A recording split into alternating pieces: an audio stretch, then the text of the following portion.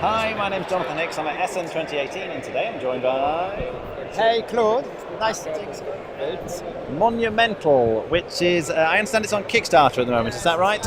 Live on Kickstarter for 4 days now, and it will last for 24 days still, and it's going very well. We reached 2,000 backers, which is cool, and the opinion of the people are very good so far, so we are very happy that people enjoy during the SN show to play and have their positive review and feedback on the game.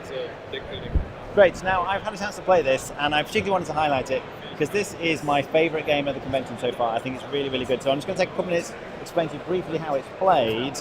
Essentially, it looks a bit like a war game. You've got different factions here, and so we've got set up for a 4-player game. Some very nice miniatures you can see here. So we just focus on those. Each person has a, what do you call this guy? Is it a warlord? It's warlord.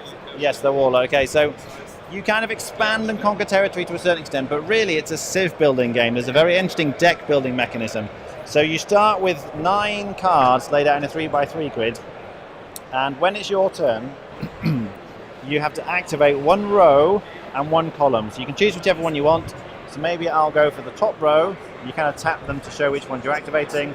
And the central column here, these ones here, and you get income effectively. So this is going to give me production units. You can sort of track it with the tokens here. And the red ones are going to give you sort of war points, whatever they're called, which are used for moving around on the board. So in this case, you can see I'm going to get 1, 2, 3 production, and then 1, 2 sort of military units. So I get 3 black ones, 2 red ones, and then you can track spending these to acquire various different things. So for example, there's a kind of tableau of cards you can buy potentially. So if I wanted to, I could acquire this card. The cost is at the bottom left, so that would cost me 2. And you can see at the top right, this is going to give me this every time I use the card. But also, you get a special bonus on this. If I conquer a province, I gain a culture. So let's say I buy this card. It goes face down on top of my deck, which means you're going to get access to it quite soon. You kind of spend the appropriate production like this, and then I've got some military. You can use that to move your guys around. So for each military point you spend, you can move one of your guys, and you're trying to conquer the territory. You can see there's a lot of we've got barbarians in the territory here, and different territories. Apart from the fact they've got different strengths of barbarians, the actual land itself is harder to get into. So the mountains is 3, whereas this is only 1. So if I wanted to conquer this territory, I have to move kind of 2 units worth of force into here. The little guys are worth 1, but your warlord is worth 2. So I can move him in, and that'd give me the 2 that I need. I conquer the barbarian, and you get the stuff on the back, and you have to kind of choose. So either I could get a coin. You have coins in the game, which are like a wild resource. They can be any kind of resource you like. Or I can archive a card, and then that kind of brings you onto the deck building element. At the end of your turn, you take all the cards you've used, and they go onto your discard pile. And then you take your deck, including the card you just bought, and you deal out a fresh set of cards kind of ready for your next turn. Now, oh, here's a knowledge card. When you get a knowledge card, you deal another card on top of it.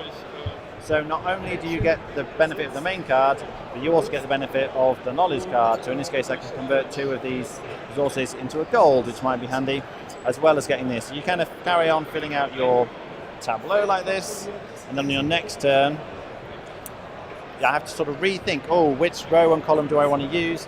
These are science points, which are the blue ones, which are used for acquiring certain kinds of cards. There's some nice wonders you can build. You can get the Hanging Gardens of Babylon, for instance, which will give you an immediate benefit. In this case, you gain culture. I'll talk about that in a moment. But then you also get it as a card on your deck, and so it comes out and it does things. But this, you can see, requires quite a lot more to build. I need 6 production in sort of 2 steps in order to build the wonders. And you can kind of track from here when you get the appropriate wonder, whichever one you've built. It kind of goes in the territory you control and adds defense. So there's a certain amount of exploring. You can see the various markets and things you can go to and get rewards, as well as obviously conquering the barbarians. So you're expanding the map. You can also conquer other people, but it's fairly forgiving in the sense that if you defeat somebody, I think this is right, they just go back to their home base effectively. So your units don't die as such, they just kind of go back, which is quite nice. Finally then, I'll just talk about the culture. If you spend the culture points, these ones, you can get access to a cultural policy, and you kind of add this, and it gives you a kind of permanent special ability. So in this case, when I gain a barbarian token, I gain both bonuses. So previously I had to choose which one of these I wanted, now I get both. But you also get an immediate thing. In this case I get a basic building, which lets me get another card to have my display. When you gain a new culture card, you pay more culture for it. It covers the previous bonus, you got a new special ability, but then you get all the previous immediate bonuses as well. So I get to archive a card and gain a basic building. Incidentally, archiving a card lets you take one of the ones in here which you don't think are very good and just get rid of it from the game, which means there's a certain amount of deck building because you're acquiring better cards, getting rid of the old ones, but it's combined with this really interesting spatial element where you've got to decide which row and column to activate. So that's pretty much how it plays.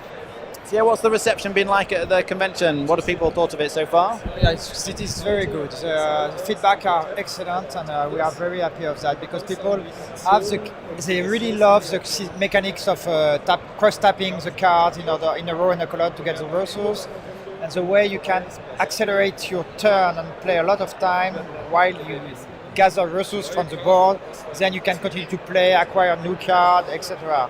And the fact is also, you cross from antiquity to modern age in 2 hours play, and you have the real feeling having built something in a civilization, which is cool as well. Personally, I think it's fantastic. I had a great time with it. As Claude was saying, you go through the ages, so the cards coming out in the display are getting better and better as you go through, and you're building your engine. There's a lot of engine building in this, like most deck builds, I suppose, to a certain extent. But I was playing with my son yesterday, and he developed this fantastic engine, was going through loads and loads of cards, had loads of resources, and I'm like, how is he doing all this? But when you can combine the cards in the right way, it's very powerful. You can achieve a lot.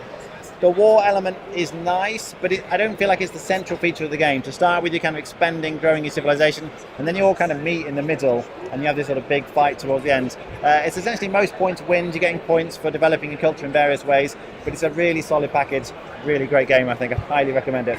All right, thanks very much for watching. That was Monumental.